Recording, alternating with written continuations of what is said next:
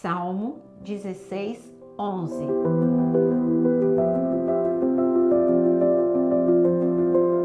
Shalom, shalom, bom dia! Vamos orar juntos? Eu quero te convidar a se inscrever aqui no canal e também a deixar o seu like.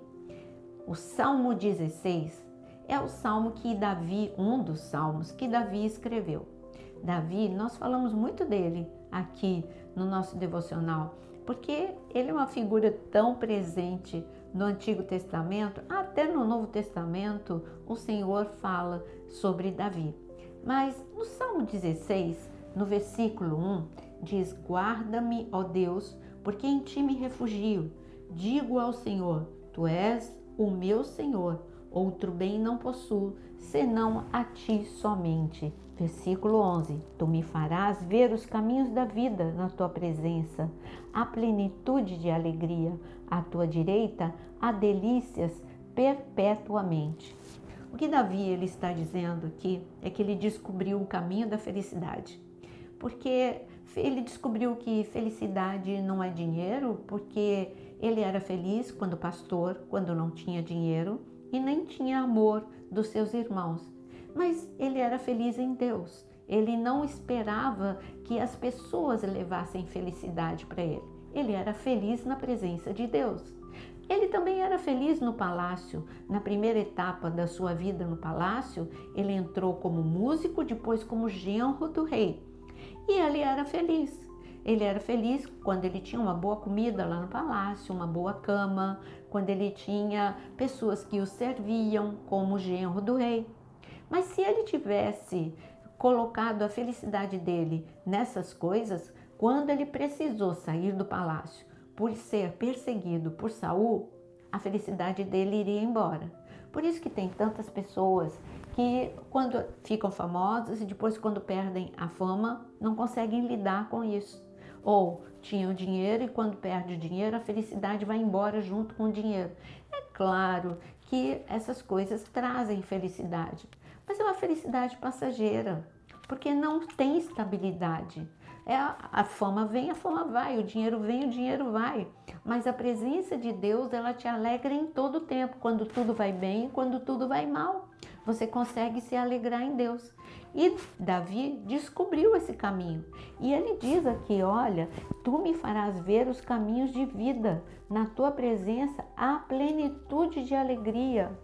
Há muita alegria na tua presença. Quando ele pegava sua harpa e levantava sua voz no meio do deserto, ali a alegria do céu entrava no seu coração. A alegria de Deus entrava no seu coração. Ele atraiu todos aqueles homens no deserto, lá na caverna de Adulão. Ele atraiu a princípio 400 homens, depois 600 homens, não porque ele ficava o dia todo reclamando ou deprimido num canto.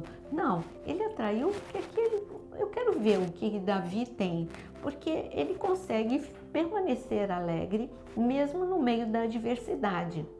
Tem uma pessoa que conheceu essa plenitude, esta alegria ao entrar por este caminho. Ele não conhecia, ele vivia a escuridão, ele vivia muitas prisões.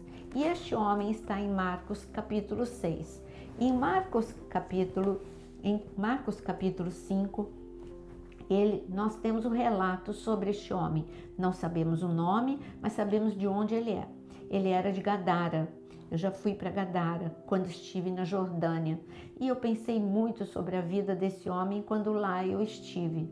E este homem, você já deve ter ouvido este relato, mas eu gostaria de enfatizar o que este homem vivia lá em Gadara. Está escrito no versículo 4, porque tendo sido muitas vezes preso com correntes e cadeias, as cadeias foram quebradas por ele e as correntes foram despedaçadas e ninguém conseguia dominá-lo. Andava sempre, de noite e de dia, gritando por entre os túmulos e pelos montes, ferindo-se com pedras. Este homem é uma situação caótica. Este homem conhecia tudo menos alegria. Ele não ficava 24 horas possesso, ficava muito tempo possesso, mas não ficava 24 horas. Eu imagino esse homem nos seus momentos de lucidez, que tristeza, quando ele olhava para ele e ele estava ferido, estava doendo, e era ele mesmo que infligia essas feridas. Quando ele acordava e ele via, ou quando ele despertava dessa opressão, saía desse momento de possessão, ele olhava e ele estava sozinho, ninguém conseguia conviver com ele. Ele estava sem recursos financeiros, ele estava sozinho, que vida caótica. Ele era uma pessoa dominada pela ira, tremendamente violento, descontrolado completamente, com relacionamentos, como eu disse, rompidos. Ele não está com a família, ele não tem amigos, ele não está em um casamento, ele não tem continuidade de vida. Você não precisa estar numa condição extrema como Gadareno, mas você pode estar vivendo feridas, solidão, você pode estar vivendo algemas, você pode estar vivendo descontrole emocional, as pessoas, relacionamentos quebrados, porque as pessoas não conseguem conviver com você, porque você tem frequentes explosões de ira, você é uma pessoa imprevisível, as pessoas se assustam com a sua reação, você se sente dono da verdade. E assim esse homem estava algemado, estava sem emprego, sem provisão, solidão completa, muita tristeza. Ele não conhecia o que Davi diz, nos seus caminhos a plenitude de alegria. Ele não conhecia, ele conhecia plenitude de tristeza, de angústia, de dor. É isso que este homem conhecia. Mas Jesus conhecia o coração desse homem, conhecia a resposta do coração desse homem para ele.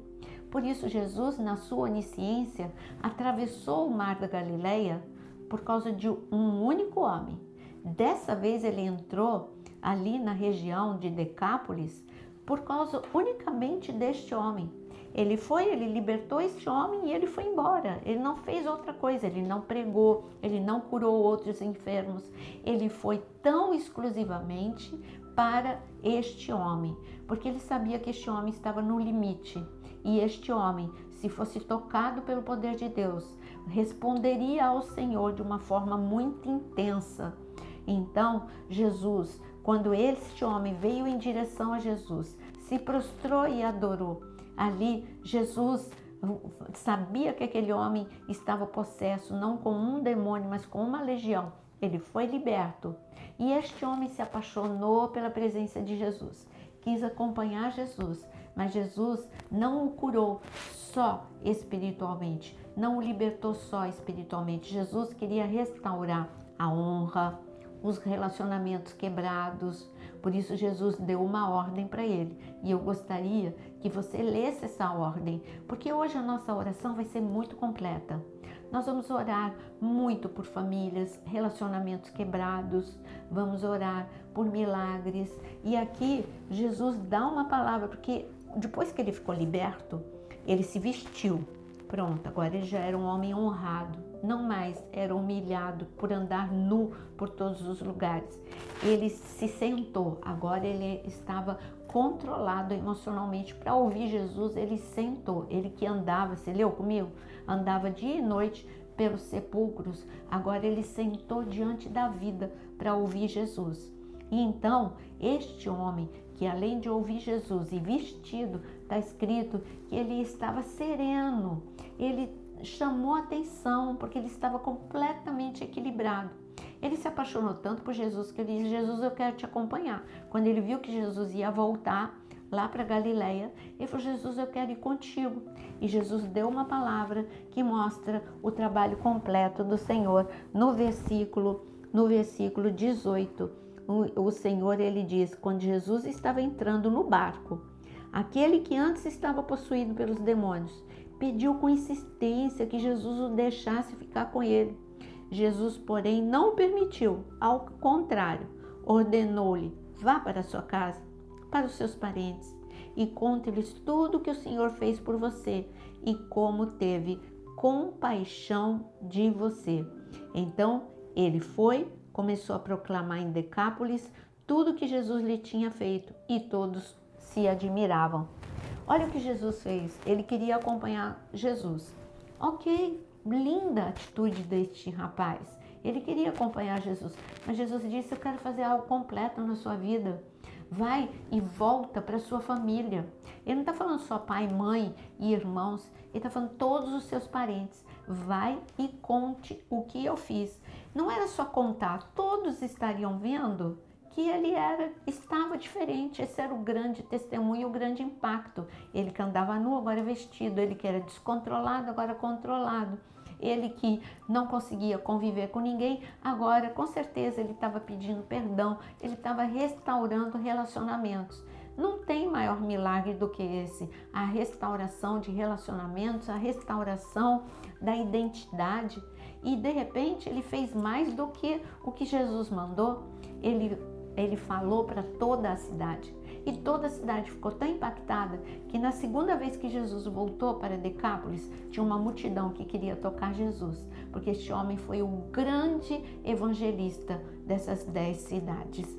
Você não tem noção do que Deus tem preparado para você. Você que está aprisionado com solidão, aprisionado com timidez, o Senhor quer te libertar de todas as suas prisões. Ele quer transformar, restaurar relacionamentos. Ele quer curar a sua família. Ele quer curar as suas amizades. E Ele quer te usar como um grande evangelista, uma grande evangelista, pescador de homens, pescadora de homens, pescador de homens. Esse é o chamado de Deus para você. Nesse momento nós vamos orar. Escreva aqui nos comentários o seu pedido de oração. Senhor, na tua presença, a plenitude de alegria. Assim o gadareno, ele vivenciou esta plenitude de alegria, Davi também. Não importa o que já vivemos ou o que estamos vivendo, importa que na tua presença tudo é transformado. Senhor, eu quero clamar neste momento que algemas sejam quebradas, opressão seja dissipada, em nome de Jesus, Senhor, que relacionamentos sejam curados, famílias sejam curadas, Senhor, e que o chamado, o ministério que o Senhor tem, possa florescer, frutificar na vida de cada um. E hoje é uma manhã de grandes milagres e de grande restauração, em nome de Jesus. Amém e amém. Deus te abençoe, Deus abençoe a sua vida familiar, a sua vida emocional, todas as áreas da sua vida. Não esqueça, na presença do Senhor, a plenitude de vida.